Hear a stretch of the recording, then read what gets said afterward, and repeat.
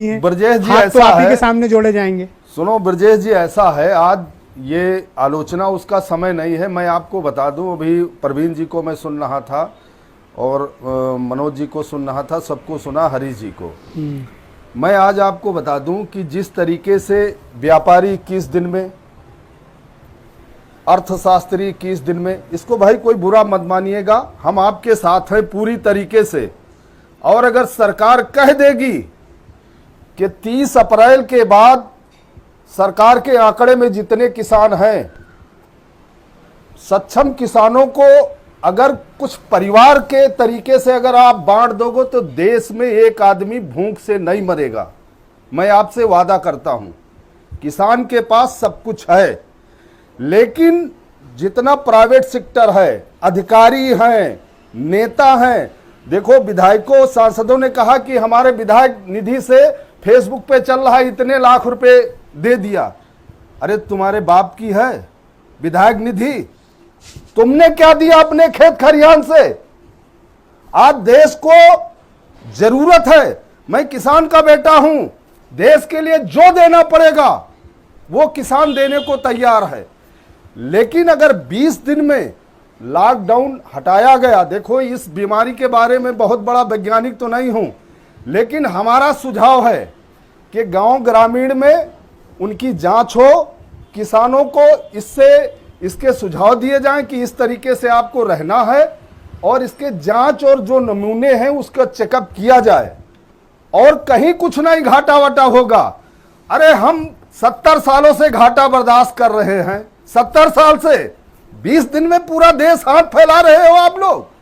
70 साल से घाटे की खेती कर रहा हूं, फिर भी नहीं मरा हूं, फिर भी देश के साथ खड़ा हूं। आज चैनल से भारत समाचार के कह रहा हूं कि एक एक किसान देश के साथ खड़ा है, सरकार के साथ खड़ा है। 20 दिन में कौन सी ऐसी बात आ गई? विधायक सांसद कह रहे हैं निधि से दे रहा हूं, क्या दे रहे हो भाई? निधि कहां से आई? जो हमारा टैक्स, जो देश का पैसा आता है, वो निधि तुम्हारी बाप की बपौती हो गई? क्या नाटक बना रखे हैं विधायक सांसद? उन्हीं के लिए सब कुछ, सरकार उनके इशारे पे।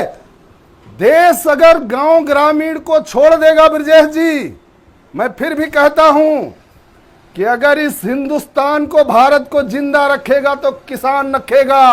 आज BMW की फैक्ट्री नहीं चल रही, बड़े बड़े रेस्टोरेंट नहीं चल रहे, लेकिन गाय दूध दे रही।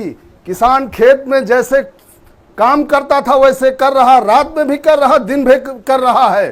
सोच बदलो। अगर दुनिया को कोई जिंदा रख सकता है तो किसान, गांव ग्रामीण। कल अनाज नहीं होगा तो कहां से पैसे लाओगे, कहां से निधि आएगी? विधायक जी, सांसद जी, शर्म खा, चुल्लू भर पानी में डूब मरो। निधि की आप बात करते हो? मैं किसान का बेटा हूं, उत्तर प्रदेश और हिंदुस्तान के किसानों की तरफ से। किसान भी एक किसी आदमी को भूख से नहीं मरने देगा। मैं उत्तर प्रदेश के मुख्यमंत्री को वादा करता हूं कि गेहूं खरीदारी में अगर प्रदेश को कुछ जरूरत है तो हर क्विंटल पे हमारे ऊपर लगा दो, हर किसान एक एक दाना आपके देगा और तुम्हारे साथ खड़ा है। धन्यवाद भाई हरनाम सिंह।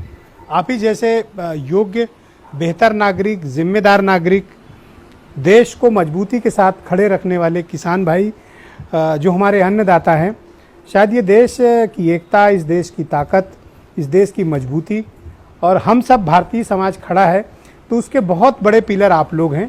मैं आपको बहुत साधुवाद देता हूँ, बहुत नमन करता हूँ और आपका अभिनंदन करता हूँ कि आप जैसी महान सोच के किसान हमारे देश के साथ इतने व्यापक और मजबूत तरीके से खड़े हैं। आपने नेताओं को भी आईना दिखाया, मैं आपसे 100% सहमत हूँ। बहुत बहुत शुक्रिया, धन्यवाद, थैंक यू। आप सभी का बहुत बहुत धन्यवाद इस कार्यक्रम को देखने के लिए, थैंक यू।